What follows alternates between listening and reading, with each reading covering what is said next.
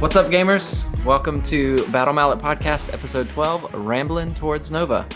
This is a podcast delving into the minds of four busy gamers, their annual journey to the Nova Open Convention, playing miniatures games, and balancing life with those games. I'm Jerod Johnson. I'm here with Trace Hyde. Realm of Metal sucks. Jason Tabled Noob Murray. How do I play 40k again? And Danny Clemens. Hey, you just gotta move the vehicle after you disembark. You're done, Jason. God bless. Perfect. So it is August 18th. We are a week and a half away from Nova, and so we're just going to kind of ramble this episode. We've all been super busy. Our hobby and gaming has been crazy unstructured as we march ever closer towards the Nova Open Convention. So we're just going to open it up and kind of get things rolling. So why don't we talk a little bit about some hobby progress, and then we'll let the rambles ramble on. Let's get ready to ramble. Hey, there it is. So Trace, why don't you go Drop first? jams. Because I feel like yours is going to be the longest. Never happened to him before. Oh, so true. Damn. I always apologize to my wife. I have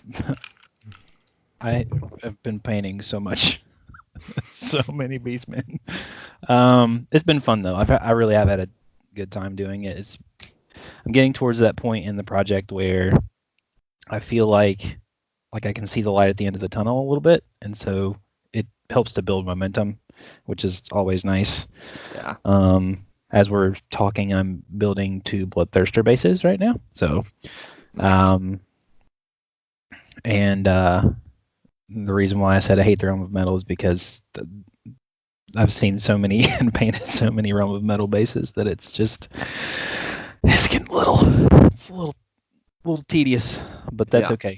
Because I posted pictures on the Facebook page and the Instagrams and stuff like that this morning.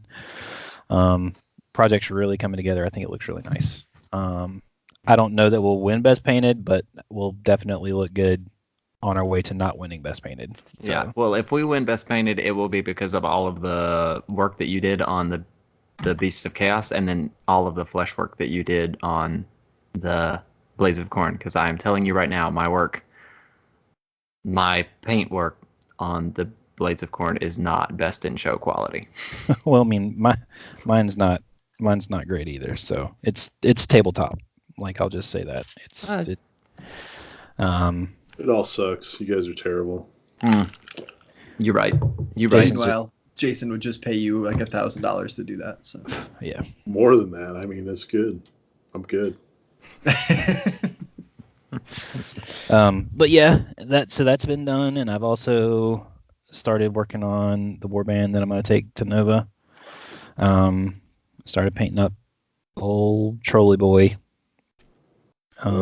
Set in stone. Are you committing to the masses? I'm committing. Nice. He just wants a nap. He So does if you just guys- want a nap, and I Poor can guy. connect with that. you guys run into the Ronald McMollog. It's Traces. The Ronald McMollog. Oh, It's red Danny. and yellow scheme. Oh, You you ruined it. Ruined it. Oh man, it's awesome though. I Damn told it. you, I love that color scheme. It just reminded me of McDonald's, and it made me hungry. Oh, man. Now you need to paint like the Bat Squig as the Hamburglar. Oh my gosh. There's got to be a grimace in there and everything. Do it. There's The a light grimace. squig is There's the just a grimace. grimace on my face right now. Yeah. Oh God. I didn't think of it either. I really like Ruined. the paint scheme, but I think it looks awesome. Ruined Every it. single time I see you while we're there, I was just like, "You got these cheeseburgers, man." God. I'm sorry, Trace. I didn't mean to ruin it. Oh. Well, this has been a great show, guys. We'll wrap up here. And Hobby progress is done. Move on. I don't want to talk anymore. I think it looks awesome. But No, dude, it looks so good. The pictures you've been sending around the group chat. It's been an exercise in texture for me. It's been fun to do. Yeah, I think I've seen some stuff on that one that I don't think I've ever seen you do before. Yep. So it's been cool to see. It's been a good palette cleanser project, and that's awesome, man. Yeah, it'll have a display board and everything, so everything be done. Nice. And your nights are done for the doubles? My nights are done enough for the done doubles. enough for the doubles. Perfect. That's all they need to be. Done Do enough. they have the weapons that are required? Their weapons are on there. The weapons are on there. And if I have time, I'll even get all the trim painted on all of them. The big knight's done, which is the one that matters to me. Yeah. That's what awesome. What are you doing for the display board for your Malog? I'm just gonna repurpose the one that I was building for the dwarves. I'm gonna fill in the holes that were already there, and they'll just kind of sit on top, so they won't, because they don't make the rings for the tableware cases that are 50 mil. Okay. So, basically, but there's spots big enough for him to fit on there. So what I'm gonna do is I'm gonna take some green stuff and fill in those holes, and then I'm gonna embed magnets in all of them, and then I'll put texture and stuff over top of that, so that like the magnet will still be there, but it'll be embedded in the green stuff, so it won't come out. So the magnet will sit, like it'll still attach and not move around and wiggle, but they'll just be on top of the texture instead of actually touching bare metal. Wiggle it just a little. Oh, sorry. I think you just need stronger magnets. They'll pull right through the green stuff. That's the plan. I'm gonna only put magnets in there that will take up the whole space. Yes. Would you say that you're going to get a magnet as big as a hamburger? It's a, No, Jason. It's a quarter pounder of magnet. Oh. I'm done. I was so pleased with my scheme. I told you, I genuinely like it. It's just red and yellow to me. It just makes Danny hungry. That's what I'm figuring out. Yeah, I just want burgers. Oh no. Okay. But other awesome. than that, I did have some unfortunate things happen with the Bloodthirster for our list, so I'm gonna have to do some work to get him where he needs to be. Wait, you did what? I'm just kidding. We've already talked about it. Oh, what happened? Danny doesn't know. So Danny doesn't know. Yeah, because I'm the one without kids, so I get to miss out on the secret dad talk. So I picked and it has nothing to do with children, thank God. But I put the wrong breastplate on the Bloodthirster, and so when I tried to put his arm back on, because I had to pull his arm off to put the breastplate on, and I chose poorly, and I put the wrong breastplate on, and when I did, the arm didn't fit right, and so I didn't realize until after the fact, but like the Bloodthirsters are like very specifically designed, and the shoulder like sockets in a certain way. Right. And like I glued it in on the front, and then when I tried to like get his hands together for the axe, it separated the shoulder, so I had a giant gap. Oh no.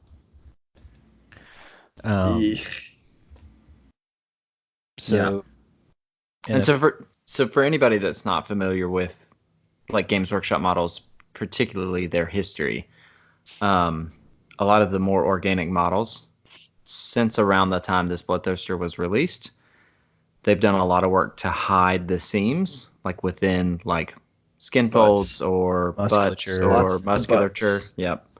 Yeah. And so that's what happened, is the seam where the front of the body and the back of the body join together is like right in all of the musculature for like the chest and the torso. And so it gets hidden and it fits quite well until you, I guess, use the wrong breastplate. So basically what happened, Danny, was like where the lat connects to his like right underneath his shoulder, it was like a giant hole. And you can't have that, because when you try and put the wings in, there's still yet a bigger hole that like goes in between where the shoulder connects to the musculature for the wing. So basically, in a fit of rage that Corner would be pleased with, I ripped the old breastplate off. You didn't go for the breastplate stretcher? I didn't. Classic. Get the breastplate stretcher!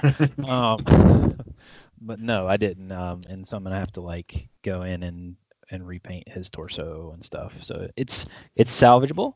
But anybody who sees this Bloodthirster at Nova who's playing Age of Sigmar doubles and they see this Bloodthirster across the table, just know that rage has been enacted. It is a Bloodthirster of insensate rage. Yeah. So, and I did see red when that happened. But yeah, so that's, again, mine is probably the most lengthy hobby progress. So, but everything's on track for the most part. I think it sounds good. Display board, I'm not going to do anything fancy to the display board. It's just like, because we're not going to have room, quite frankly, for us to do a lot of stuff. Gosh, yeah, all the models we have. And so to kind of give an update, all the Bestigors are done, all the Gores are done. We'll have to do the banners for all of the units, but the troops themselves are done. 10 Bestigors, 10 Gores, 10 Gores, and then 20 Ungores are painted and ready to go. And then I converted a Beast Lord. I need to do his base when I do the rest of these bases because Realm of Metal sucks. And then I have to do the Hearthstone, and then all the stuff for me is done. So, nice. And that kind of leads directly into Jerod's hobby progress. So what have you been working on, bud? So I think the last time we recorded, I was almost done with the Wrathmongers, and they're finished now. And I finished one of the Slaughter Priests, and I'm about 90% done with the Blood Lazy Boy, as I'm dubbing it, thanks to Danny's comments off the air earlier. So the Blood Throne is like 90% done. Lazy Boy. And then, so after that, it's I have one more Slaughter Priest to do, and then at some point, soonish, I got to get some demons from Trace. We got to get together and get those so that I can touch up the things that I'm gonna summon in. Okay. And I do have the Fleshhounds in a bag for you. Yeah. We'll figure that out maybe this week sometime then. Well, I was trying to think. I was going to text you earlier today, but it just didn't line up for me. But I was going to text you and be like, "Hey, are you around?" I was just going to come swing by your house and drop them off and get the Wrathmonger and stuff. But but that didn't happen. But that's okay. Yep. That's all good, right, man. I think we'll figure it's it out. Really going to look nice. I think when we get it all together. Yeah, and it's been fun to like collaborate. And just paint something different. Yep. So, but like all of my Grey Knight stuff for the doubles is painted. It's been painted for years. Oh yeah, that's what's been nice. And then whatever I take to Nova will be one of the 3 painted warbands I have. And realistically, it's out of 2 options because one of the 3 is Iron Skull's Boys, which are... Should take it and shock the world. Yeah. Negatively competitive.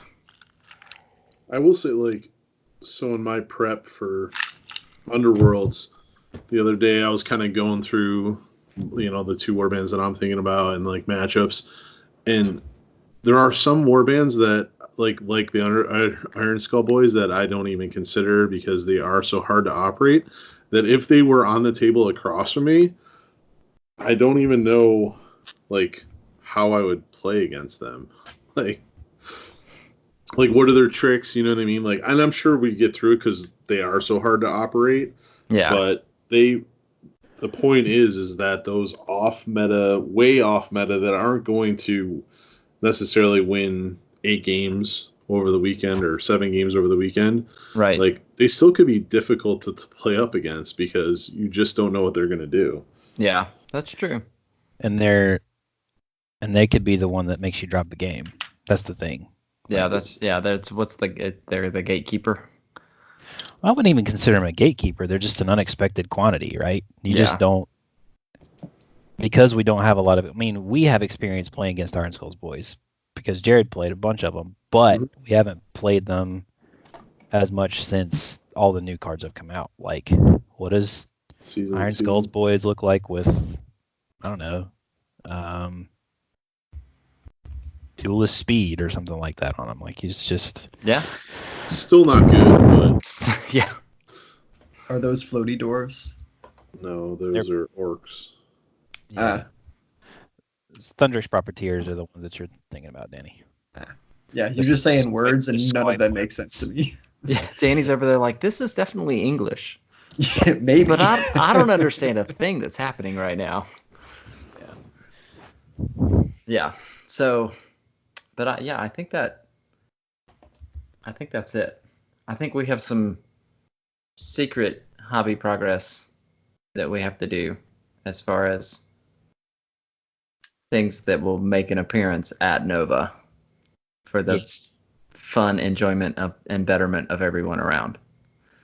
Yes. But publicly, I'm pretty close to done. So the only hiccup I have is I am traveling to Detroit Tuesday through Thursday of this week. So I'm gonna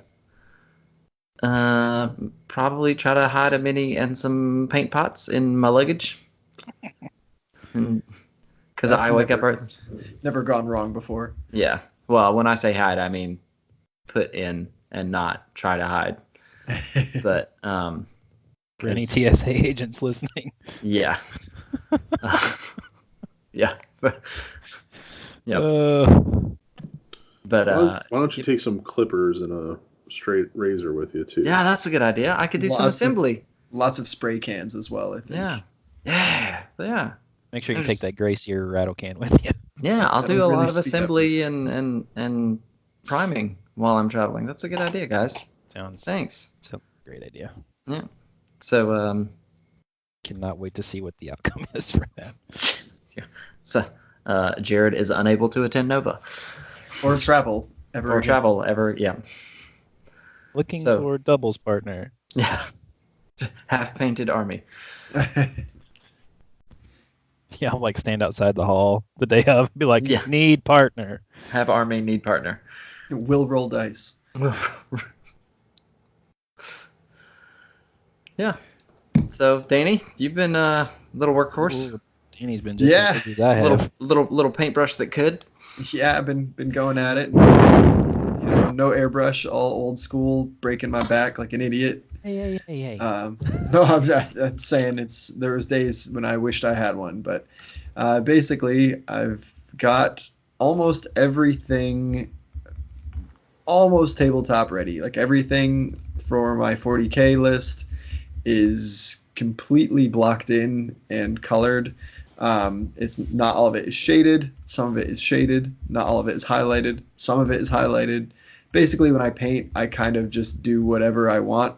I don't have a method. I don't do batch painting really per se, because I find myself getting really bored with that. If I'm just painting a lot of blue for hours on end, then there's nothing that keeps me going. So I will just kind of be like, all right, well, now I'm going to stop painting blue and I'm going to paint, this guy's leg to completion because I just need to do something different.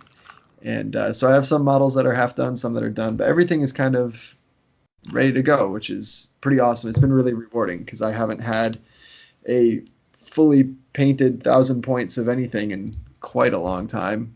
And so it's been kind of nice, and it's been a nice kind of reminder of what I do really love about the hobby. And I think I've said it on here before, is kind of the spectacle of this game. And that's, putting all your toys out on the table with big stupid tanks and big stupid war mechs and big stupid terrain, and it just looks awesome, when you get all out there. And so Yeah. seeing this kind of manifest on my table has been a real reminder of how awesome that is. Yeah. Yeah, And now just you the have like the cinema element of it is always nice. Yeah. About you get stuff painted up. you have 2 1,000 point painted forces now, right? One for So the Lord of the Rings is only 600 points, but that's not even done because of the stinking rules change. So I have to paint. I have to paint a Faramir on horseback. I have to paint a Boromir on foot, and I have to paint 2 spearmen, and then I should be back in business. nice. That's not so bad. No, especially those miniatures are so small. Like, and the Faramir and the Boromir are actually really probably like 75% done each, because I initially started just painting them because I was like, oh, you know, what if the character gets dismounted or whatever? And then I was like, that's never going to happen, so I'm going to stop wasting my time doing that. Nice. But it actually ended up helping me out now. in the future. Yeah. So, yeah, those I'm not really concerned about. They're very much on the back burner. I have a little bit of work to do on one of the repulsors. I have to put the little skid plates on one, and a pilot gunner guy on top of the other. And then those are pretty much set, and it's all just about cranking out as many details between now and then as I can, which honestly I'm really psyched about, because that's what I like to do when I'm painting. I don't really love this part of the job, so the opportunity to go in and start doing all my anime-esque line highlighting is turning me on. Nice. Just think, all this is just so you can just do all your candy at the end. All that Exactly. work, all that This is my slogging. Yep, You have been cranking it out faster than I've ever seen you paint before. this is so. true. This is Yeah. true. Yeah. And I will give you mad props, by the way, because I've always been amazed with how well you can paint a tank with a brush. Because Thank you. you're able, for whatever reason, and I don't know if it's just because I've just never tried it, just because I've been like, nope, not doing it. But your base coats on those repulsors is just so smooth. Thanks, man. So it's really good. Yeah, Impressed. thank you. What's the secret? Brush Jedi.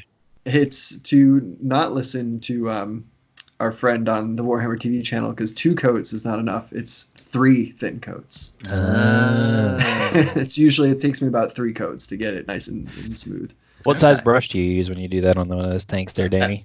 I used a big round. I think it was like a 3 or a 4 round. Break in the bank. There's 3 and 4s. Yeah. But I bought a cheapo one, and so it's pretty torched already from just doing those. But it does the job. You know, you're not really looking for anything crazy. I tell you, man, I've been really enjoying some cheap Walmart brushes these days, especially to get through a big project. Like, Yeah. you just treat them terrible, and then you just go buy some new ones. Yeah, man, they're like this the. thing is.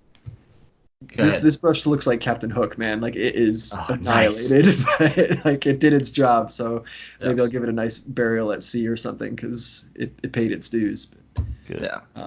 But no, yeah, I'm psyched, and like I won't lie, I was a little motivated simply because there was about a week there where Jason asked me about 6 times, like, "Are they gonna be done? Are you gonna be able to paint this?" And I was like, "Damn it, Jason! Like, I'm gonna do this." And so like that could definitely put a fire under my ass, because I was just kind of tired of hearing about it, even though I don't think you were really trying to go at that. It just was getting at my skin. So I was like, I'm gonna do it. I'm gonna show them who I am. I think Jason was just more excited more than anything, because I think just the prospect of having 2 Marine chapters on the board at the same time makes him It's gonna be sweet. I was actually thinking today, Jason, I know you don't like to do too much of your own hobbying, but we should see if we can get you to put some campaign badge decals on some of those Crimson Fists to tie everything together. Ooh. Right? How about that for some thematic love? Do it. Yeah, I mean, I can do that. Transfers are easy, so I Sweet. just don't know if I had. Where the hell did I put all my transfers? Then you'd have to send me one when you want. So Yeah, we can talk about it. It was just an idea I had literally like an hour before we started recording.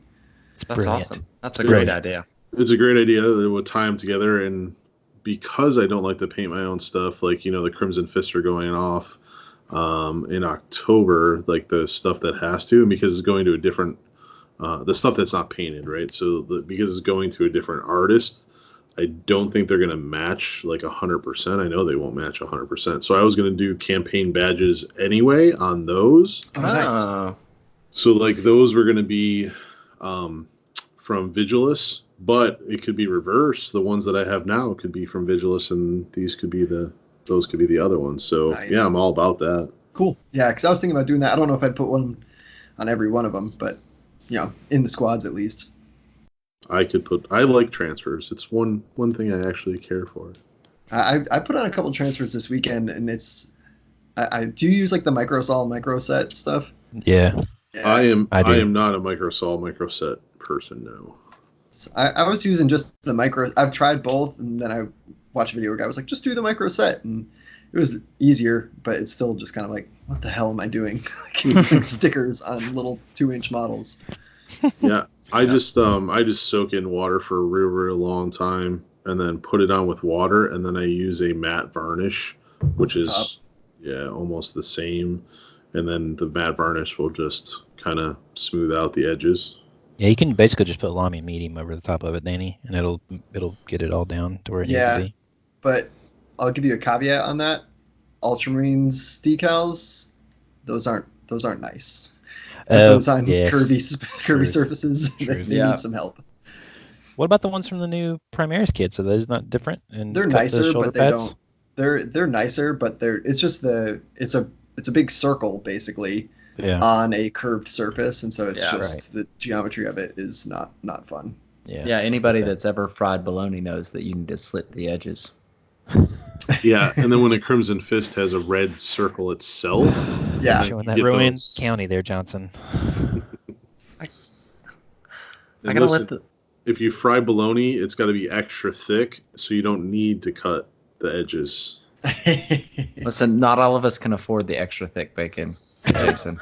Bologna burger. Bologna.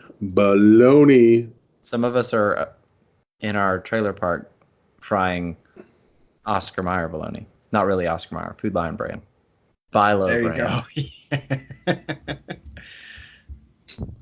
You know what, sir? I don't like your attitude. Well, paint your own models then. Damn.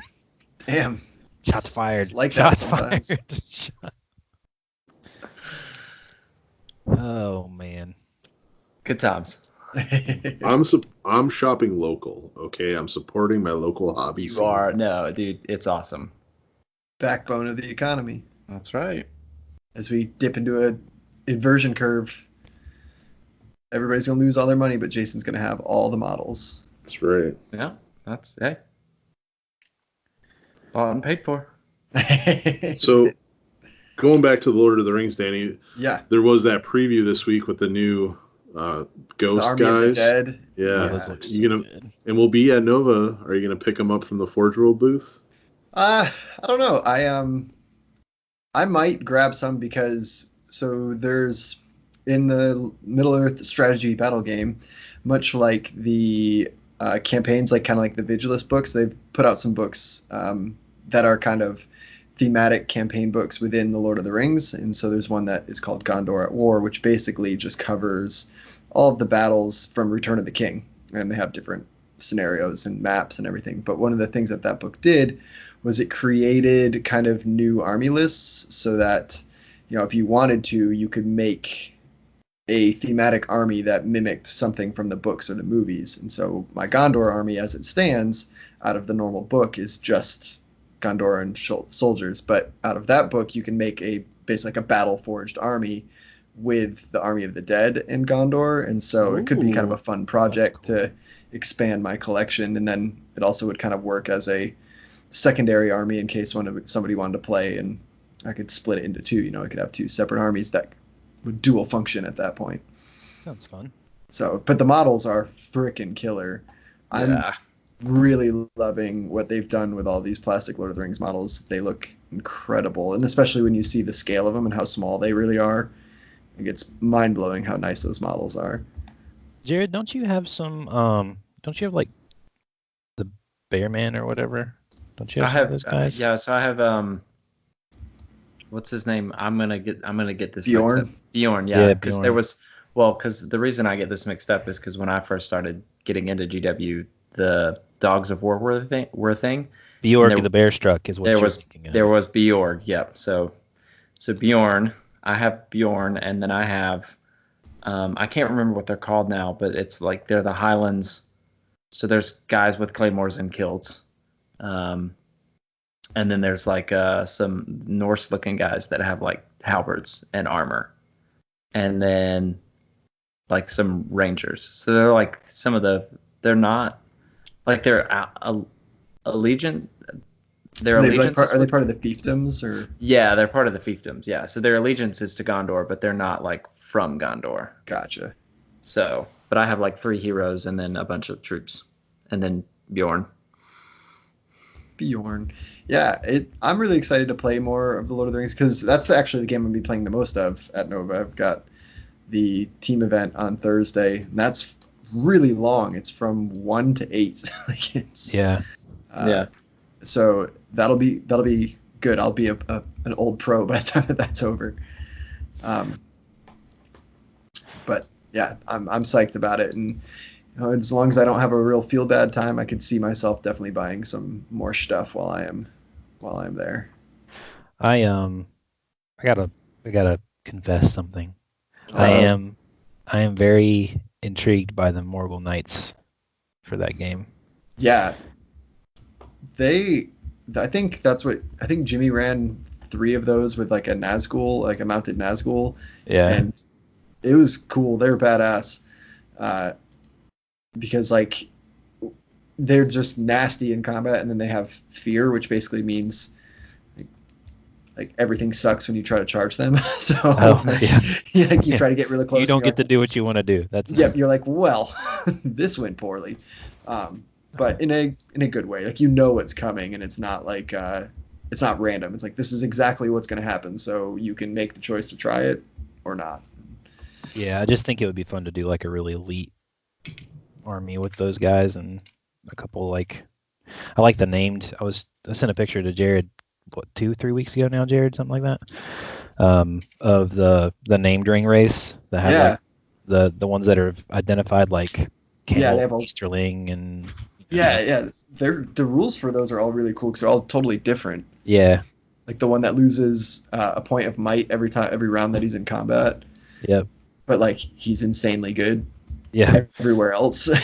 So he'll get himself out of combat most likely. Yeah, right. Yeah. No, there's some really cool things going on in those books. I kind of want to maybe do a fellowship kind of war band just to get who doesn't want the 9, like come on. Yeah. I think you can buy the board game and get them all too. Isn't there like miniatures? Yeah. Barnes and Noble. Isn't it called like the Journey of the Ring or something like that? Yeah. Yeah, you're right. I forgot those. Are they all in there? Yeah, they all are all in there. I couldn't remember if it was all of them or just Gandalf, but I think you're right. They are all in there.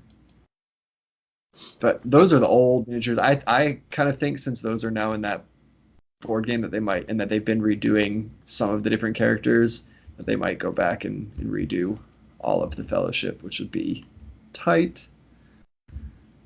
What about I know, to get back to they're coming out with cards too, like yes. So those, and then those sweet glow in the dark dice. Yeah, those are cool. So the freaking GW dice are so cool, but so stupid expensive. Like I really liked the Ultramarines dice that they came out with this week, and I was like, maybe I'll pick those up, and that'll be a nice little treat to have for Nova. Like $30. Not doing it. Never in a million years am I paying that for some dice. $30 for like 20 dice. Yeah, if that. Like it's so silly. What about the cards, Danny? Are you gonna pick up the cards?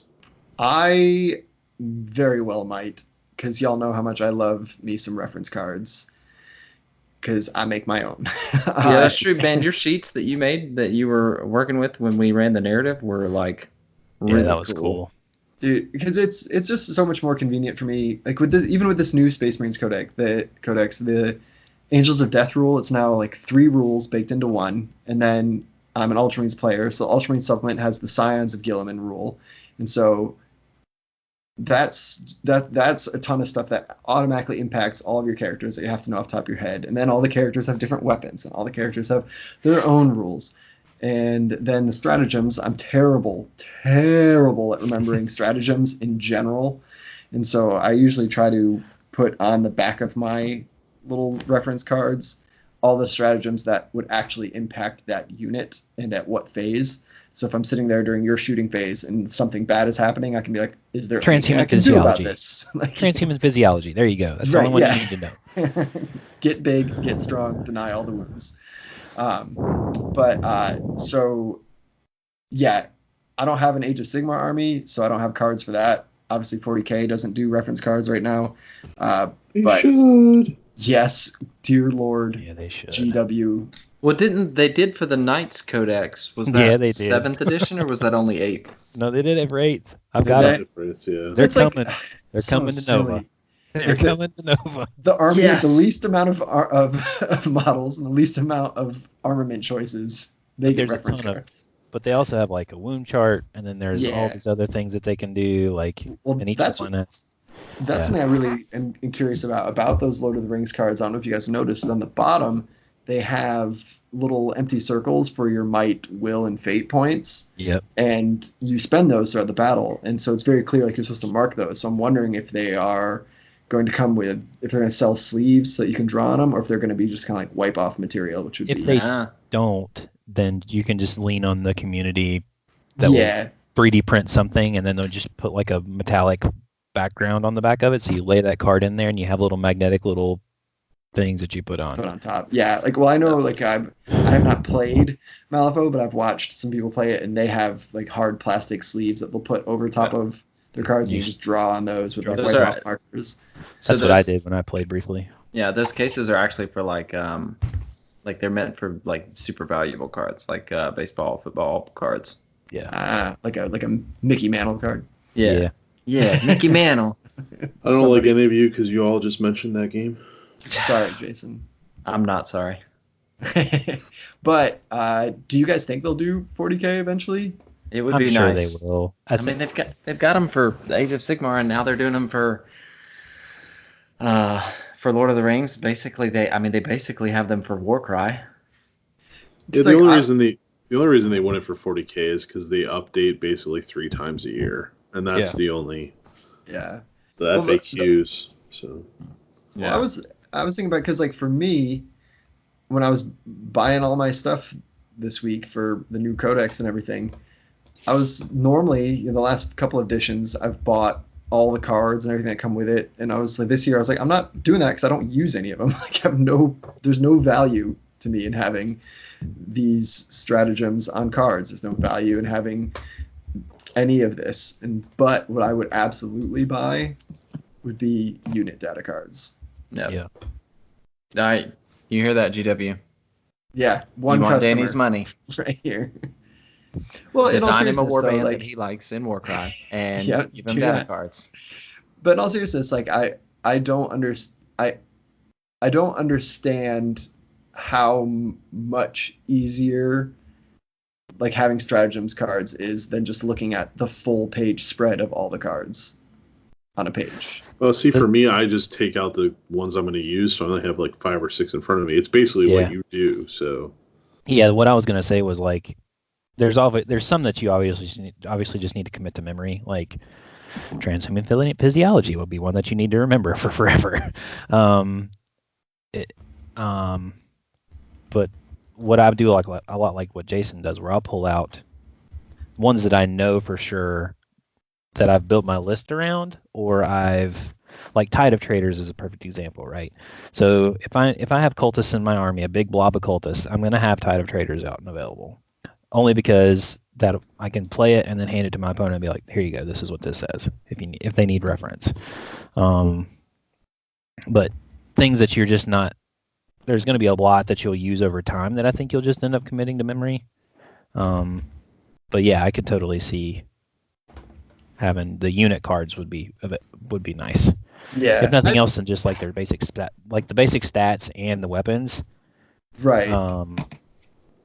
Like I definitely, like, I totally, I that's what I would do when I had those cards, but I just didn't find that it was really, for me personally, any easier to lay out or shuffle through my stratagems than it was to just open the book to that page and then look get for that. them. That's fair. That's fair. Like, it just kind of felt like a peripheral for peripheral's sake for my experience. And so this time I was like, you're not getting me again, GW. Speaking of that codex though, it got me again. speaking of that codex though, I think there's I've stumbled on a cool little combo that I sent to some of you guys, I think, with the Incursor squad and that new chaplain prayer. It's a litany of battle, Yeah, not a prayer. Excuse me. But basically what it does is, I think a unit within 6 inches, you elect it, and any 6s that you roll to hit, you generate an additional tit. So it's an additional tit. Yeah. Hey, Excellent. this is like Mutants. Total Recall here. But you generate an additional hit roll. But the incursors have a built-in rule that any natural 6 that you roll automatically triggers 2 hits, so it explodes into 2. So you get to roll an additional attack, and then you also count every 6 as 2 hits, which I thought was pretty cool. Yeah, that's pretty crazy. Like, if you math it out, like if you have a unit of 10, right, you end up getting like 40 hits out of a unit of 30 attacks. They definitely beefed up Space Marines with this in a lot of, like, they did it in a really interesting way where it's like you can soup them up for a certain situation, but you don't necessarily have to gear your whole list for it, which I find really interesting, because it's like you have the tools to be like, all right, well, these guys are in the firefight now, so let's just go hard on that, but you don't necessarily have to build a list around that one combination, which is pretty cool. Yeah. And those 2 repulsors that you have are going to be terrifying with Devastator Doctrine going on. Yeah, all the extra AP is going to be gross. AP2 That's only, with like 40 shots or something like that. Yeah. Well, it's like, then there's that combo that I showed you for the Intercessors with the Tactical Doctrine. The Ultramarines rule is basically all of their rapid fire weapons you count as having not moved. And so under the new bolter discipline, you're firing double tap. So at 30-inch range, everybody's shooting twice. Even if they've moved. Right, even if they've moved. And they've got a stratagem that turns everything to rapid fire 2, so that they're firing 4 shots apiece. At 30 inches. At 30 inches at AP -2 when the Tactical Doctrine is in. So a squad of 10 Intercessors is shooting 40 shots at AP -2 at 30 inches. Oh, look at Danny already ahead of the meta. I know, right? But you could also do it on Vanguard vets or Stern Guard vets, right? Because they have a stratagem in there that turns their bolters into AP -2, right? Yeah. So you could do that, and then you could also pop. Is it just on? It's like any rapid fire bolter, right? That you can use that stratagem on.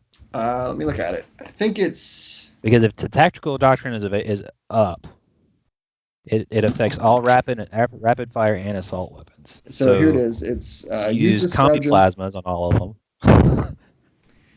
So it's use this stratagem at the start of your shooting phase. Select one Intercessor squad unit from your army until the end of the phase. Only. Bolt rifles and only bolt rifles that models in that unit are equipped with have a type characteristic of rapid fire 2. Because basically there's a stratagem for assault rifles, for bolter rifles, assault bolter rifles, and stalker bolter rifles. So they basically made one for each. It's kind of like a new version of the Vigilus ones. Gotcha. Okay. So they basically took all the Vigilus ones and kind of pulled them out and put them in the book. Yeah, they're tweaked. They're a little different, but it's the same idea. Yeah. I was going down the rabbit hole hard. That's funny. You don't even play Imperial. No, but my brain works like that. So I do have another question about the Codex and supplement, Danny, just so I can try to get ahead of when my potentially will be coming out. So with Tigurius getting the new Primaris Marine, do they still list the Squatty Marines stats? No. Ooh. Or there's nothing in there on what you do with the old model? Not that I've seen. I mean, I haven't read it in heavy detail, but the only profile for Tigurius in the Ultramarines book is his Primaris one. Which I'm fine with. Same with Marlius Calgar as well. Sorry. He's Primarisized to go with my Ronald McDonald. Right. Ronald McMulloch. I'm fine with that, but I just, having Pedro being my favorite, Space Marines character other than some of the Dark Angel guys, like, I don't want to not be able to use that model. So that's kind of sad, but I will be very happy when I get my Primarisized Pedro. If he's anything like any of the other models, like, the soul of the character is still there, and so it's going to be awesome. Yeah. Like, I'm just consistently impressed with how much those new models feel like the old ones in a lot of ways. Yeah. Yeah, and Pedro, like, even the old Marines, he is small for an old Marine, so. Yeah. Right. It'll be cool no matter what. You'll like it. if they primaricize Grand Marshal Helbrecht, Oh, that's gonna be cool. Might you be tempted? I would be. I'm There's so I'm- many things to get in somebody's face in that book. Like I know. half the army starts halfway up the board, and then the I other just half wanna gets to come in see- on drop pods for free. I just want to see what they're going to do with Sicarius, because again, in this Ultramarines book, they're like, we don't know what he's doing, where he is, who knows? Have Yeah, you seen he- this captain? Yeah, he's on the back of all the milk cartons in the Empire. That's awesome. Oh, So yeah, I mean, back to Nova. Like, I'm excited, Danny, too, and I think the idea of getting the campaign transfers onto some guys, like, you just let me know and I can start working on that. Sweet. In between the painting that I may or not be doing. So, Don't lie to the people.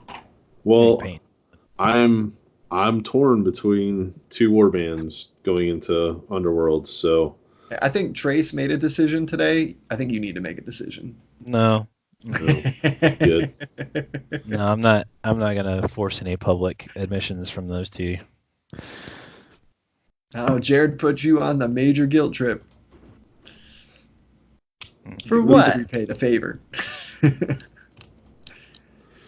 I mean, for me, like, it's between Briar Queens and Godsworn, and my Godsworn is ready to go, and I'm still, 99.9999% certain that I'm not certain. So I just want to get Briar Queens ready, just in case. But yeah.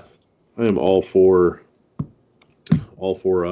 putting some transfers on some guys, and it'll definitely differentiate those guys from the ones that'll be getting painted here in a few months, unless some other things come up, which I don't think are going to happen. So, we are attending the GW preview on Wednesday night, and I had high hopes, very, very high hopes, that for Age of Sigmar we would see the Dark Oath, but the teaser that came out today, I don't believe we're going to see that. So, Yeah. everyone see that teaser? Yeah. So what is that? I've detached myself from all AOS goings on. So the story that they're telling is called the Tithe of Bones, and so something that I read online basically says that there is Etc.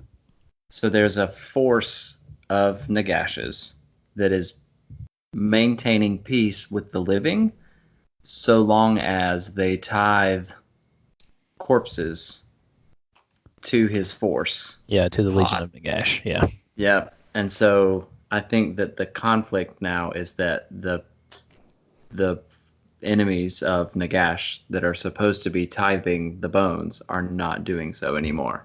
Yep. And so, It's gonna be cool, whatever it is. yeah, but So like, Tomb Kings are back. Essentially, that's what I'm thinking. but I think it's going to be more. Like, I think we're going to see non-humanoid, like non-human skeletons. Right. That's what has me excited about it, because I think you'll see.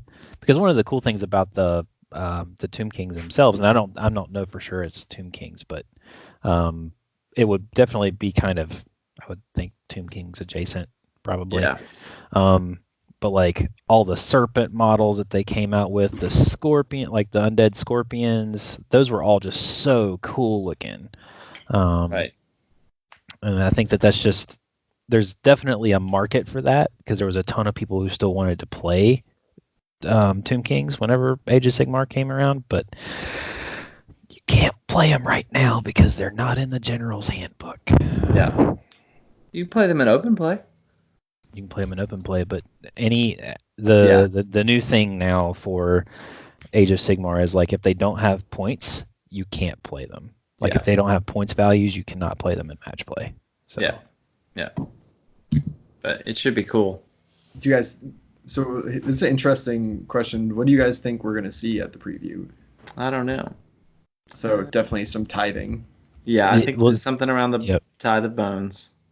Well, and Nova is one of the bigger events in the states, so we'll see, kind of touch on a bunch of things. Like last year they revealed Blackstone Fortress. Well, last year they also revealed Nightfall, right? They revealed Night Vault last year. It was supposed to be Beastman too, but that was spoiled like right as we got to Nova. Yeah. Yeah, I think we saw it on the trip up. Yeah, we did. And so, well, it was that, and then there was something else too that they showed. Yeah. What was it? I don't know, but like, I mean, the question is, if I had to put my money in on something, it would have been for Dark Oath, just given, the factions of WarCry that came out, that fact that we've seen Gitz get a book, Stormcast get a book, Sylvaneth get a book. Yeah, Sylvaneth get it. Like, all the characters that were released with the last campaign, except the Dark Oath. Like, that's the only one that's remaining. It'll happen. It'll happen. Don't worry. Yeah, but he wants it now. I know he does. I get it. Believe he wants to buy more plastic toys now. But I want it now. Baruch Assault over there. Yes, Believe me, I want to be Conan Bros with Jason, but it makes sense because I mean, we're having a huge Space Marines launch right now. And today they did, put out the pre-orders for next week, and Space Marines are taking a break from next week. So that means we're at least 2 weeks away from pre-ordering the next wave of Space Marines. So they're going to draw it out probably the whole month of September. Mm-hmm. And in Age of Sigmar, other than Stormcast, the, Chaos Undivided is the largest faction. So why would you have two of your main house lines launch at the same time? I now get it, but that doesn't mean I'm not disappointed. Yep. There's also, they have the Free People's book that's going to be coming out soon, and the Orc War Tribes, which is the Orc War Tribes book looks really cool. Yeah. That'll be an interesting combination of those two factions. Yeah. And it is cool going into, a week and a half, less than a week and a half for us for that preview. And not knowing anything, because even I was thinking, well, the Blackstone Fortress, we might get the leftovers on that, but now we're not, because those are up for pre-order. So really, I think we're at a point, other than the AOS model preview, with what we just talked about, we don't really know. We might see models for what are we calling this? Psychic Awakening. I was going to say, they probably touched something on Psychic Awakening too. So, well, at least hear something about that. It won't be, it's going to be Primaris Psychers with whatever. It's going to be what, Power Unleashed? What's the Age of Sigmar thing? I'm not entirely convinced that it'll be Endless Spells. Endless Spells. I'm wondering if it'll be like Inquisitors of some kind, like in a whole new Inquisitor book. Well, that symbol is the Navigator symbol, right? It was. Yeah, and it's what the sanctioned Psychers carry in for the Astra Militarum units. Okay. They're post, they have a staff with that symbol on top of it. Okay. Yeah. Gotcha. Things you shouldn't admit on the radio. So I'm sitting here putting together models, and I'm like, where the hell's that base? And it's in my hand. And I'm like looking all around. Nice. I do that with my car keys on a daily basis. Where are these? I'm holding them. Very guilty of that. Yeah. I did that with my, I was like looking for my paintbrush the other day. Was it behind your ear? No, it was in my mouth. Like I'm sitting there like trying to and I'm sitting there talking through. I'm like, where the fuck is it? Like it's in my mouth. That's awesome. Yeah, we're all guilty of it when we get hobby brain. So Danny, any other hobby progress or Lord of the Rings and painting blue? That's basically all I've got, my man. Nothing new other than that. How about you? You working on anything? I've gotten a ton of games in. Trace and I attended the Game Theory Tuesday. Every other Tuesday we play for Underworld, so I got a couple games in there. I played Godsworn Hunt that night.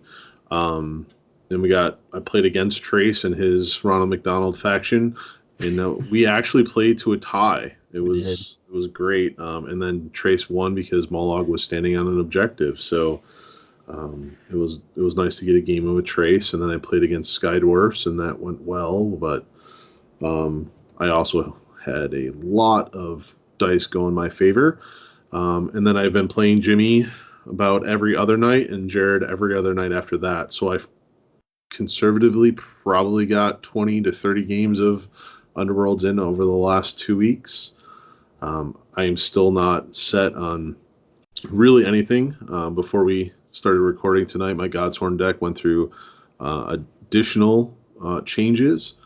And then my Thorns of the Briar Queen, although I think I've landed on a deck, I have not played a hybrid deck since Skeletons at Nova last year.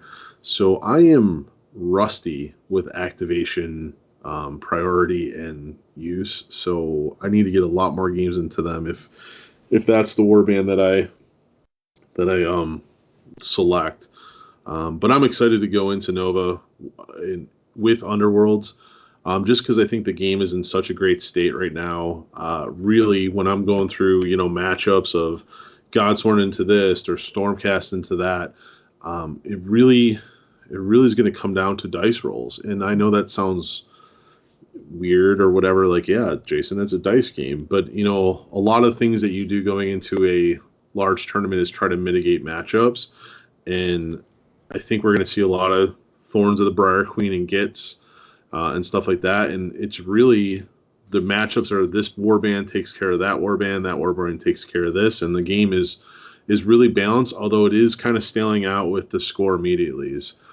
So once we get through Nova, I'll be welcoming season 3 with open arms. Nice. I'm psyched for you. I know you've been putting a lot of hard work, so I hope it turns into a good tournament for you.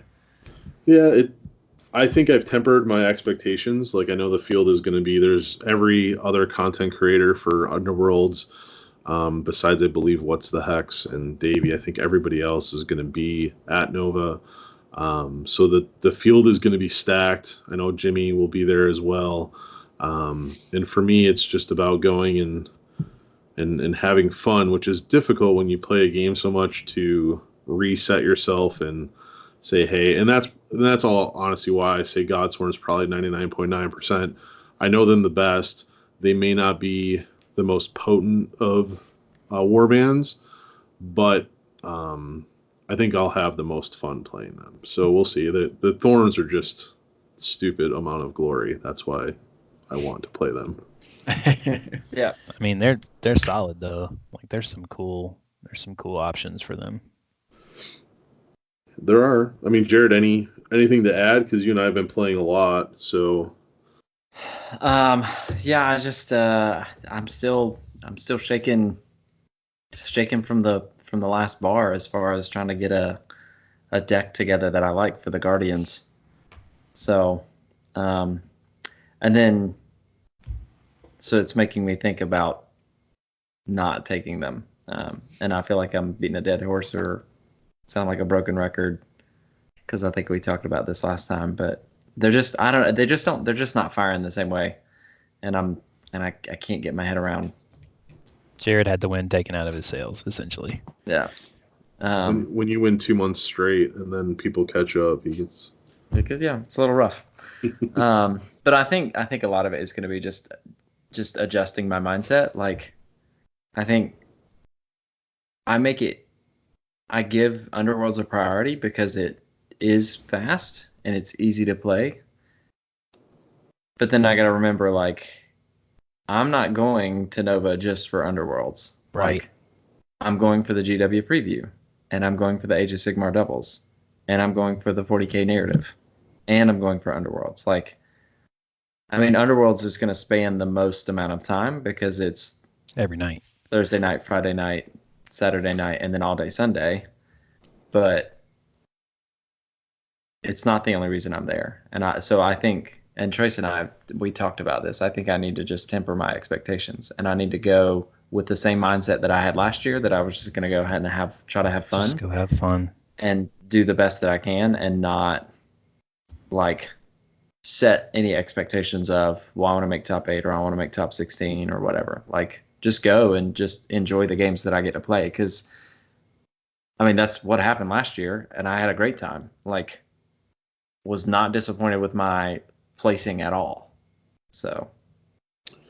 Yeah, you make a great point. And, you know, this whole thing, I think, especially for Jerod and I, because we've played so much Underworlds, you know, Nova started because it was a weekend where we could all get together and hang out and play games, which does not happen very often for any of us. I mean, you know, especially the three of us that have children, but even Danny, like, how often do we get 4 days in a row or even 2 days in a row like we did 5-6 years ago, where we spent every weekend together rolling dice? Well, that's this weekend. And it's 2 weeks away. And although Underworlds has taken up my whole year, and I would love to go do as well as I did last year at Nova, at the end of the day, it's about, you know, us getting together and sitting in the lounge and just being stupid. So singing at the top of our lungs. Yep. And I can't sing, as you all know. So yeah, it's good times. Well, so why don't we take a break real quick, and then we can come back and we'll talk about, you know, specifically the events that we're doing, you know, when our schedules are open. We can talk a little bit about like where we're going to be when, what our plans are, and then we'll wrap up the show. Does that work for everybody? Sounds good. Nope, I'm leaving. Okay, bye, Danny. Miss you. Got to call my union rep if you want more time out of me. Okay, fair enough. Make sure you get that appropriate sized helmet while you're at it. Screw that guy. All right. Well, let's take a break. We'll be right back. Bye.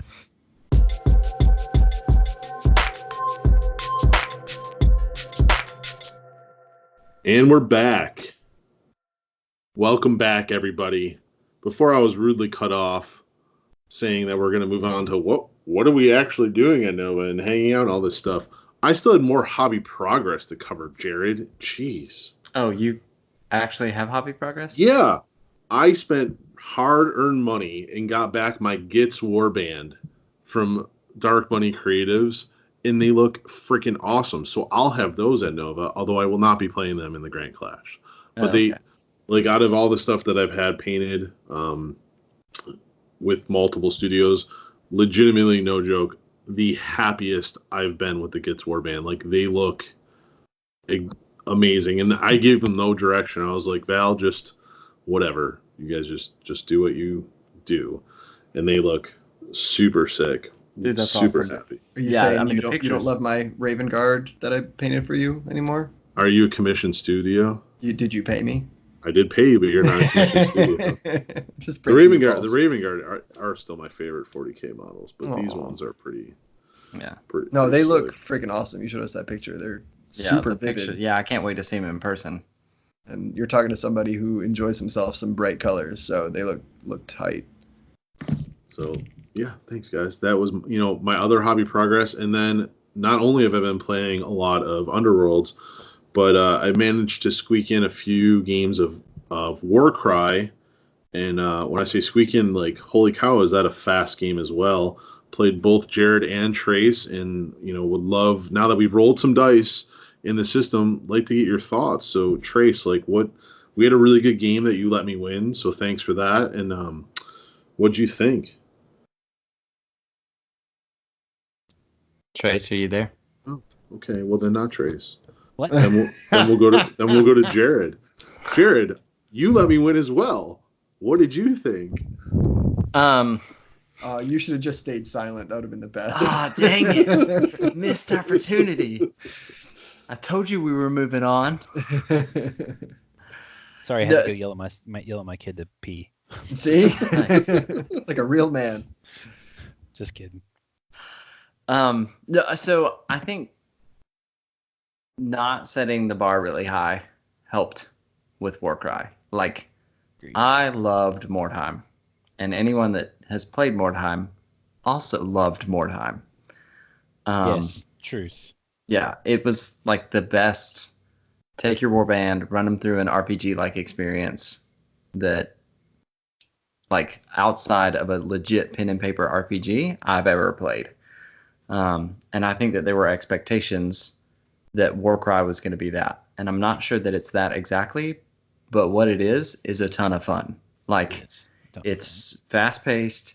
It's different mechanics than GW has done before. So like the alternating activations was awesome. I kept getting frustrated because I had 8 models and Jason had 9. And that meant that when he went first, he got an activation before me.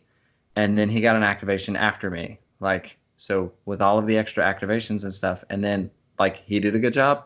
You did a great job, Jason, of choosing your activations, because you kept me from like robbing you of activations that were meaningful. So like you were always hitting or moving away from or whatever in such a way that like my activations were never optimal. And so like there's clearly depth to the game that isn't immediately apparent in the sheer mechanics of I have a strength, you have a toughness, I roll dice, whatever, you know, successes I get based on those 2 stats do damage.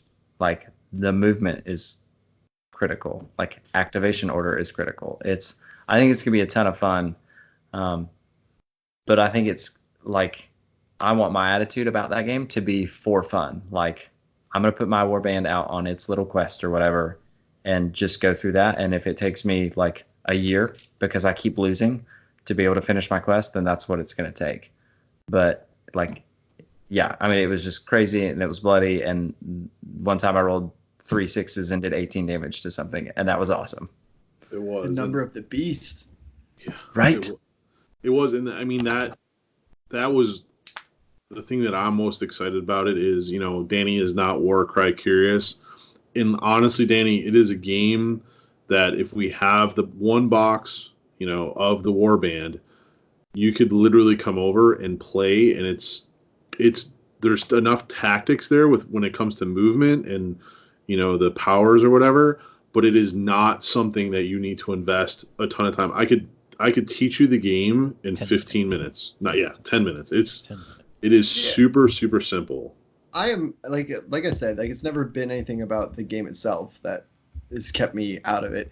I will just say this, that those are the exact words you used to sell me on Shadespire 2 years ago. I know. This is not Shadespire. In time, that became much more complex. But I'm just saying, like every game that you ever sell me is always the simplest, easiest. All you need is one thing. The next thing you know, down the rabbit hole we go, and it's a different beast come a year later. It very well maybe. I don't see the layer of complexity, and Underworlds was a new game too, and we didn't know. But the beauty that I see in this is like I'm not even asking you to buy anything. I'm just asking you to play. Oh yeah, I'll come over and play anything. I'll come over and play Parcheesi. I don't care. So now that Trace is back, Trace, you know, we got the game in 2. What was your take? What was your favorite thing? It was a lot of fun. I got to do kind of what you did to Jerod a little bit, because you're like, how do you have so many activations? Yep, you beat me up. Because I started to utilize the weight activation, Jerod. Oh. Trixie. But it was a lot of fun. I had a ton of fun. I thought, you know, Jason managed to pull it out in the end. Got a lucky good damage roll on his spearman. I think you rolled 2 crits when you rolled against me or something like that. I attacked 4 times and rolled 2 crits. Yeah, so Ouch. Yeah, he speared my leader right in the face. But it was a ton of fun. I was really impressed with, like, there is a layer of tactical flexibility there, but it's by no means like, it's just fun. I mean, that's really the best way to describe it. Like there's some tactical satisfaction, which is something that we all like for the most part. But the thing that I really found enjoyable by playing was just I got to do some cool stuff. You know, my ogre breacher got to like just sit there and tank for a whole turn. And Jason was like, "How many wounds does this guy have?" I was like, 30. And he's like, "God bless America."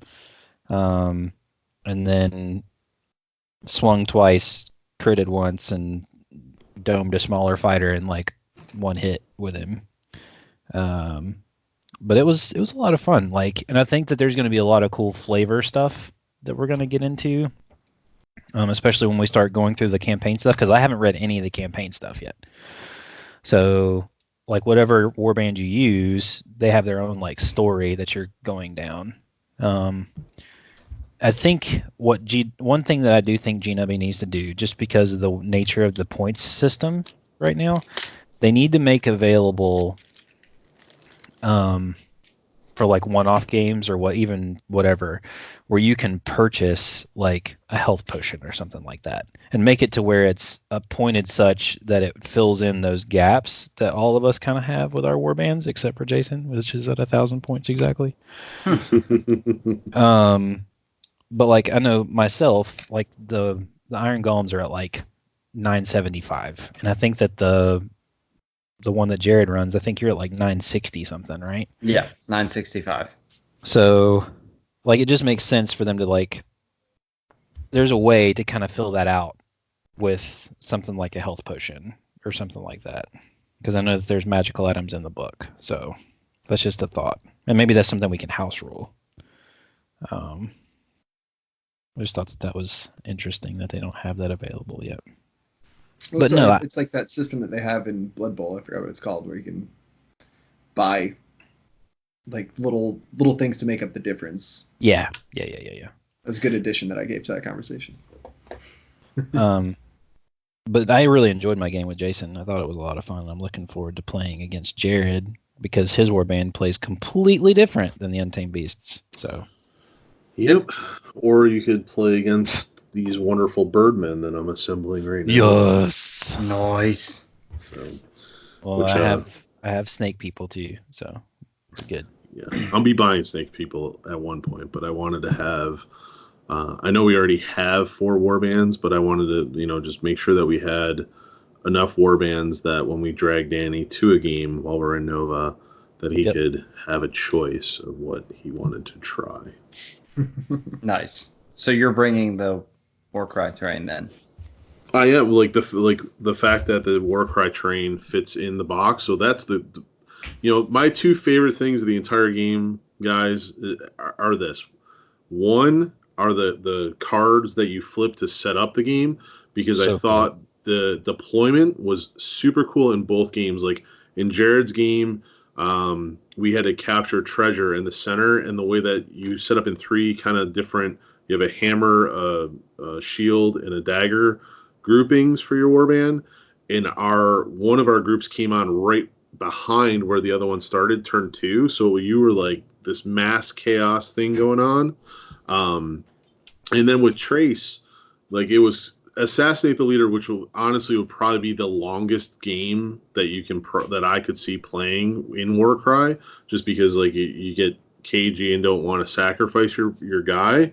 But I had 3 guys start behind a building that they had to climb over, and they were still able to get into the fray. So those deployments were really, really cool. The other piece is, unlike Kill Team, when you buy the big box, everything fits back into said box with extra room, so you don't have to, it's not like lifted up or carrying 2 box tops. It all fits right in the box, and I'm super excited about that. So yeah, it's coming to Nova with us.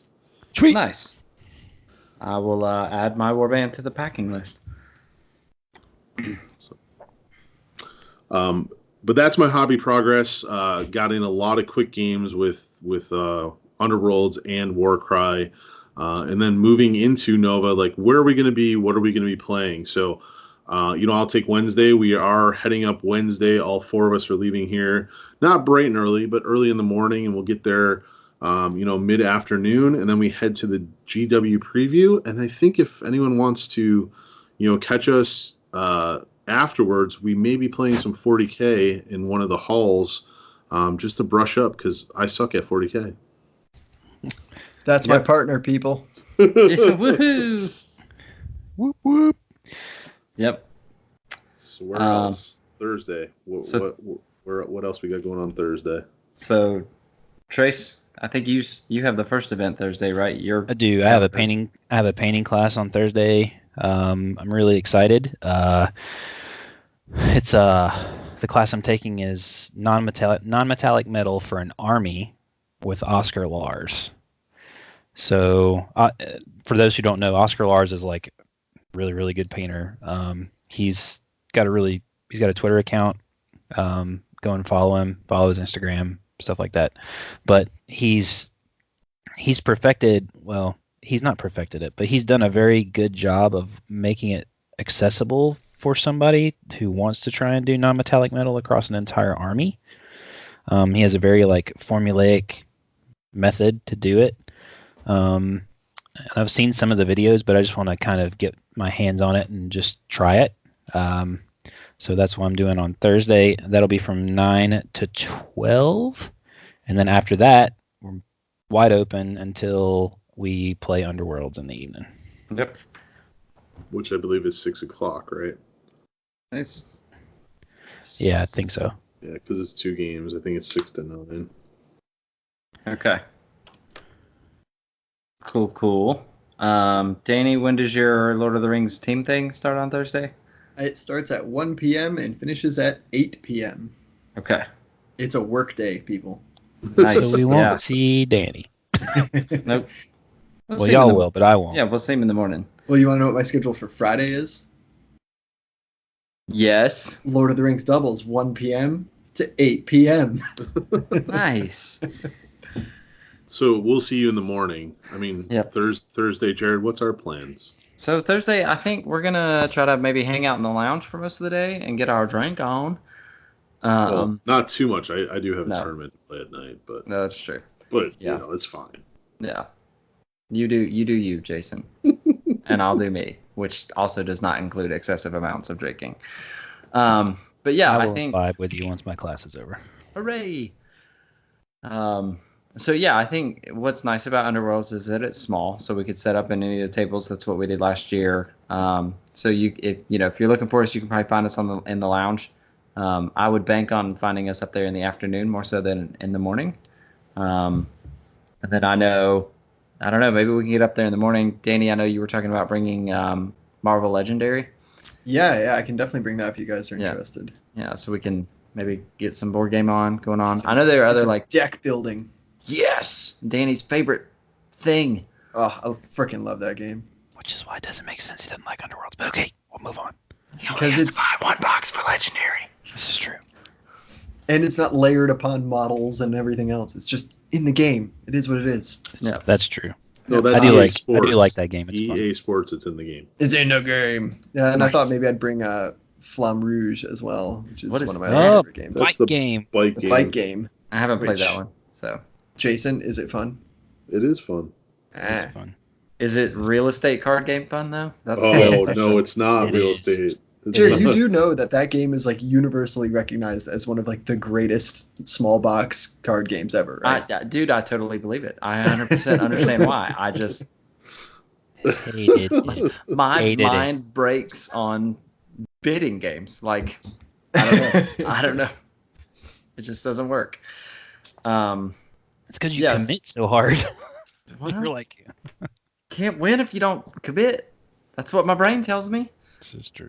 So anyway, Uh-huh. to summarize Thursday, we'll probably be up there, a little bit before noon, a little bit after noon, somewhere in there. But Jerod and I will be up there all day.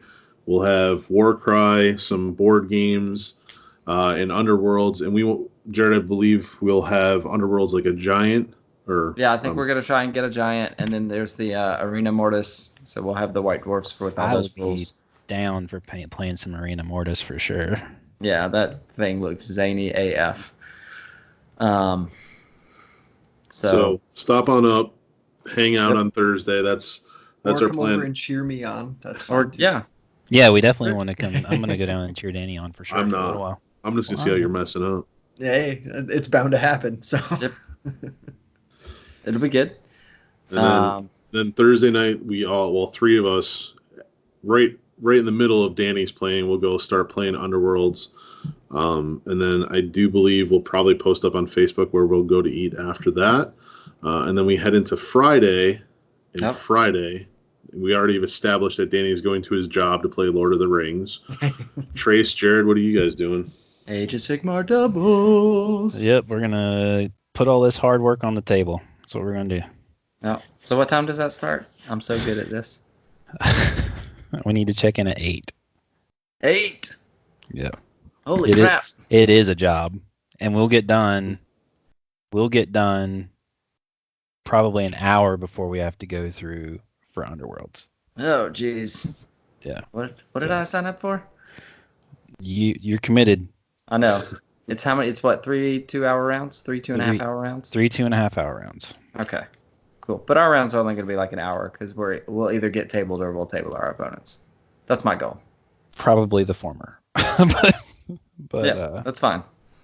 Which I'm good with. I'm cool with that. Yeah. We just need to take a picture at the beginning of every fight so we can see all the pretty painted models, and then whatever happens after that is fine. We'll just need to take. It will be fun to take pictures throughout the whole process and report back That's when we true. get back. Yeah. How our games went. Yeah. Because I'm really excited for it. I had Dude, it's so gonna be much fun. fun last year playing this event. I'm excited. Well, it's going to be, it's playing against all of like the old fantasy players. It's exactly what it is, which really makes me happy. Yeah. Yeah, it should be a good time. So that's our Friday, and then we've got the one round of Underworlds that night. Danny, your Friday? My Friday is Lord of the Rings doubles, 1 to 8 p.m. Nothing Nice. else. Yep, nice. So I can swing over and see how you guys are doing on the Shadespire tables after I am done playing with Jimenez. Nice. And then I have the 40k narrative, so it's like 10 to, I think it's 10, it might be 9, I don't know. At some point, it's like a 2-hour block in the morning, and then I think it's 10 to noon, and then Yeah, it's 10 to noon because I got on the wait list on that, but I turned it down. Oh, really? Yeah, it just was like it's too much in 2 days to do all that. It's a lot for Danny. Yeah, I'll be cranky as hell. Just gaming for 3 days straight is gonna be a lot for Danny for sure. Oh yeah, I'm gonna crash real hard. Nice.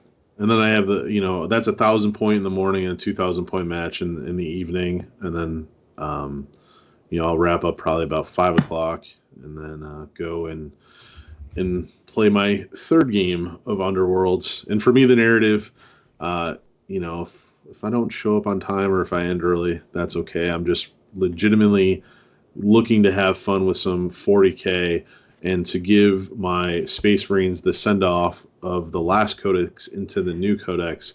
And I believe I'm going to bring out. I know drop pods will come back here in the next Codex because that they're all the rage. But I think for the 2,000 point list, I'm going to rock all baby Marines and a Land Raider. Ooh, So I like it. I like it. That's awesome. Pedro, as we talked about earlier, will be primarisized here shortly, and I need to get him on the table one more time. So Yeah, that's a good idea. I like it. One more game. Sweet. So that covers Friday. So Saturday. I'm more 40k narrative in the morning, and then I actually get to see Danny during the event, and we're going to play that 40k doubles in the afternoon. So Yes. And Jerod and I are gonna put our knights of different colors on the table. Yep. But all three of you guys are pretty open until like afternoon. So Yeah. you guys have any plans in the morning to play some games? I'd like to get some WarCry in the morning on Saturday if we can. Oh, that'd be cool. Yeah, I'm down to do anything. The only other thing that I have on my schedule is that I'm doing the Games Workshop Meet the Studio that night at 7:45. Okay. Ooh. So you'll be doing that while we're doing our fourth round of Underworlds. Yes. Yeah, I figured y'all would be busy, so you wouldn't miss me. We always miss you, Danny. I was gonna say we always miss you. Just in our hearts. That's right. Yeah, no, I'm actually really looking forward to the Meet the Studio, but I don't really know what it's going to be, but I'm excited about it. So I don't know what that says about myself as a person. Like I'm excited about the complete unknown, but it seems like it'll be cool. Yeah. I like it. Well, and the thing that you'll see when we're there, like all those GW reps are just so nice. They're all really, really nice people. Yeah, and they're like wandering around, like yeah, they'll like be you in just the lounge. You'll run into them like on the floor of like where the 40K room. So like the 40K ballroom, they'll be on the floor of the AOS ballroom. yeah, they're roaming around. Like last year, Pete Foley was just the ringer. Pete Foley was the ringer for the Underworlds tournament, which is really cool. Yeah. Yeah. It would have been awesome to get a game in with Pete Foley, like if somebody dropped and you got to play Pete Foley, the guy who designed the whole game. Yeah. Yeah, so you'll enjoy it, I think. Yep. Yeah, like I said, it's one of the things that when I got a spot in it, I was really psyched about it. Yeah.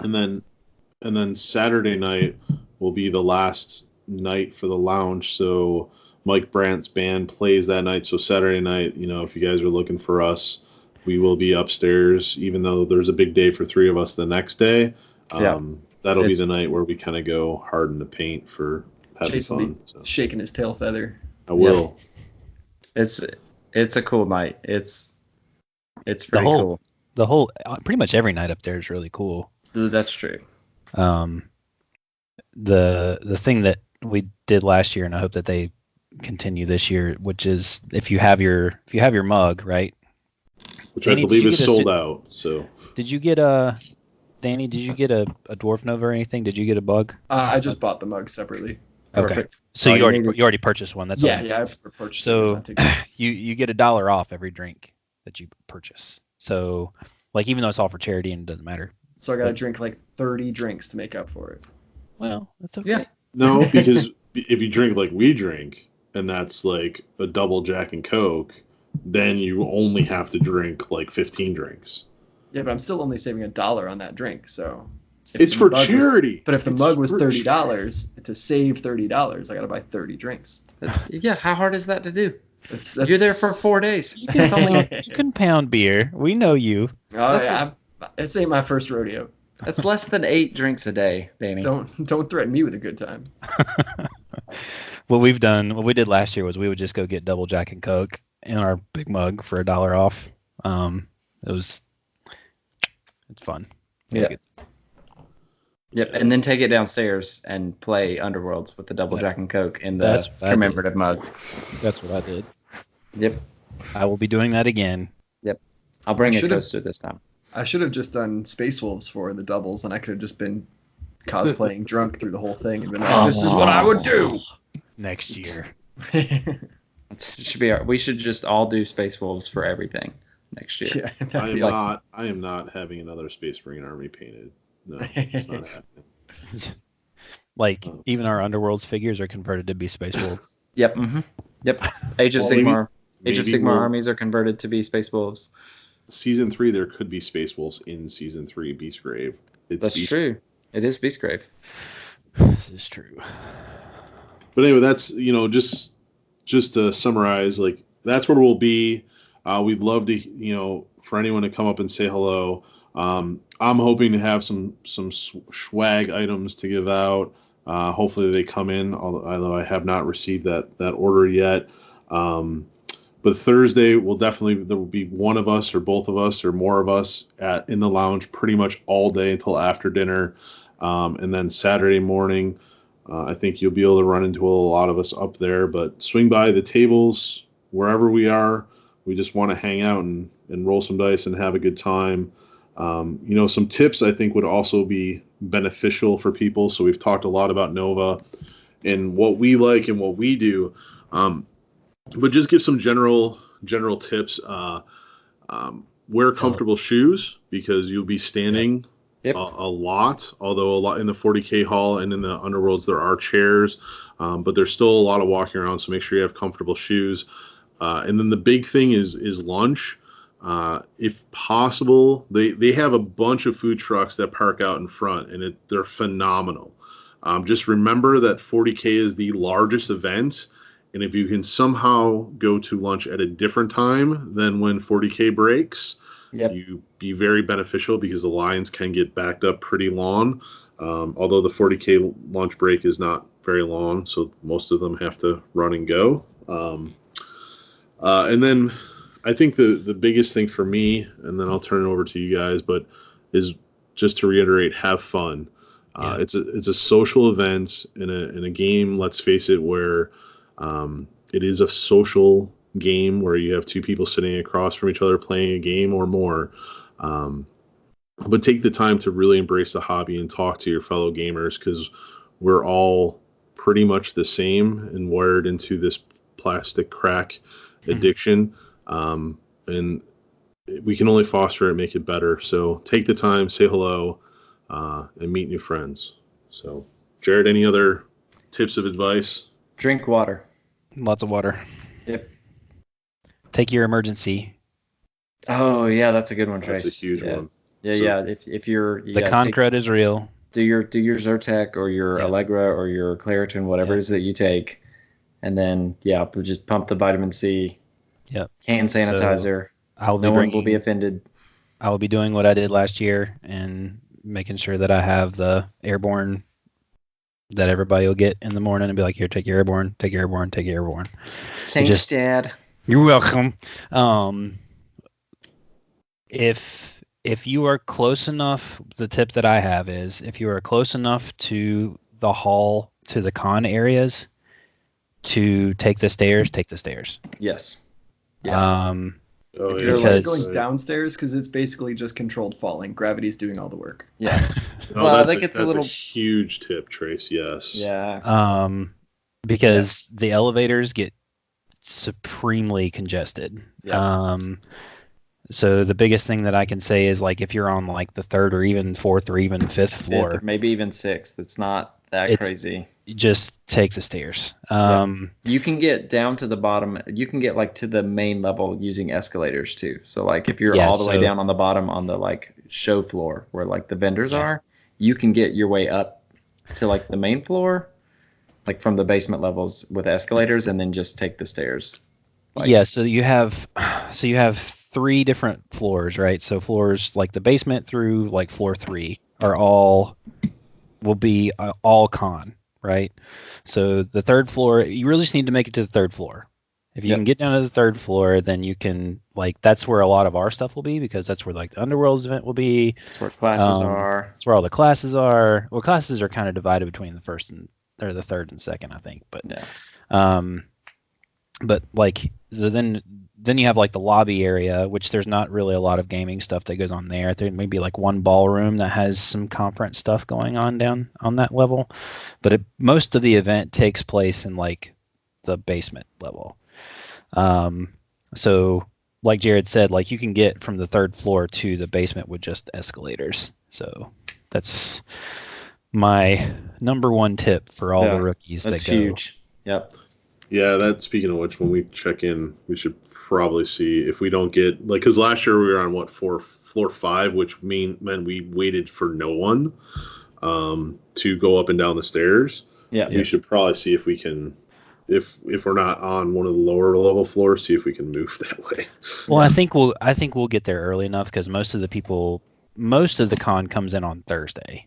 Yeah. So if we get there early enough in the morning, I think we should definitely try and check in and see if we can get rooms that are close to each other on one of those floors. Because last year, one of the problems that we kind of faced, because we had 2 separate rooms, was I was in one room with a bunch of buddies, and then Jerod and Jason were in another room on a different floor. And so it was a lot harder to coordinate like where we're all going and stuff like that. So I think that would be worthwhile for us to try and do while we're there. And I'm sure we'll be able to if we get there early enough because all those rooms are already booked and blocked off. So yeah. What else? Anything else for our listeners? That was huge. Army trays, you know. Yeah. I'll be bringing mine for sure. Make sure that you get to your flight on time. For Danny, yes. Yeah. That would be Sunday morning. Yeah. Yeah, I have a crazy Sunday in which I am flying back to Raleigh in order to make it back for an event here at 11:30 on Sunday. So if you do see me on Saturday, I'm absolutely going to have a drink with you, and I'll probably have more than I should. But remind me, just pump the brakes because I got to get out of there in the morning.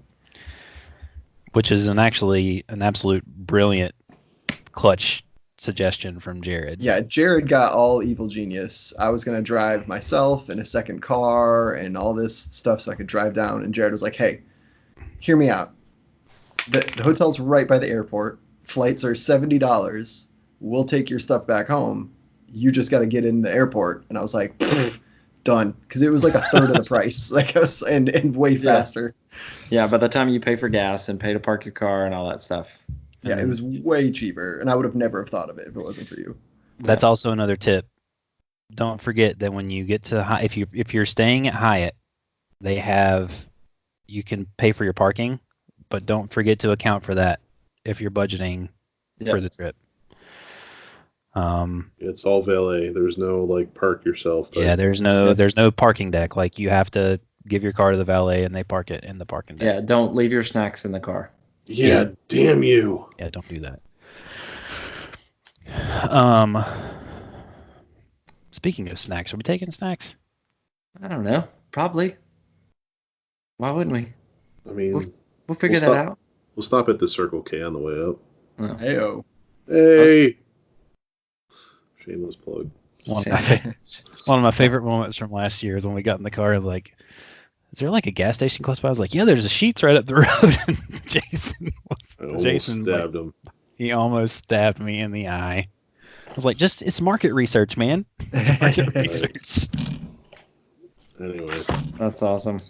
Well, those are our tips. That's our schedule. Like I said, I'm hoping to have some stuff for our listeners that I get to play against. Hopefully, Death Ray Designs can come through in the clutch. But we've rambled and rambled and rambled, which has me super excited to attend this event with my three bestest of friends ever there was to roll dice with. You guys got anything else before we close out? That was a huge caveat at the end of that statement. Yeah, that's a little painful. I mean, I am hurt. Anyway. Yeah. Thanks everybody for listening. I'm sure check the Facebooks, Battle Mallet Facebook, the Twitters, the Instagrams, all the things, because we will be posting coverage while we're there, hot and heavy. And have no fear, we shall return with Post Nova coverage, as well as we may have some new announcements and things in the work from a hobby standpoint to keep this train running all year long. So we'll see y'all at Nova. I'm Jason Table New Murray. Get the hell out of here. You guys could say it too. Say what? I'm Jason Table New Murray. Get the hell out of here. I'm going to take my cockatrice to bed. Good night. Are you going to touch your cockatrice before you go to bed? I just touched it, Danny. I don't. How can he take it to bed without touching it? I don't. It's definitely easier to fall asleep after you touch your cockatrice. That's true. I find it relaxing. This is amazing. I'll be using my cockatrice to do damage to my opponents at Nova for sure. Don't touch your cockatrice too much because you might go blind. Or lose your hair. Damn it, I closed out the show. It's 7 minutes to 11. Danny's going to turn in a pumpkin. Say your sign off. Jerod, you got anything else? So, for the Battle Mallet podcast, this is Three Dads and a Nova Virgin. This is Jerod signing out. This is Trey signing out. This is Danny, and it's always hotter with a virgin. Peace. Oh! Yeah!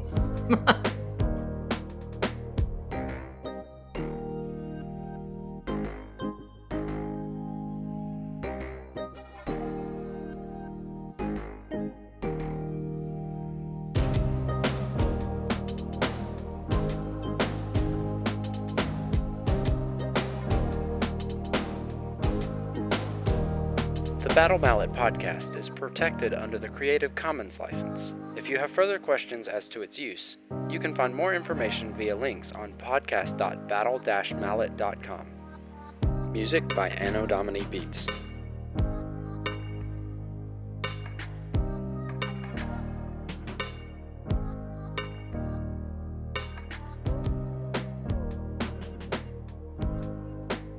Lord, I was born a rambling pod, yeah. Danny's the only one that doesn't believe in God. Oh, Nice. That was good. If you're going to Nova, you can see us on Wednesday. And I'm running out now.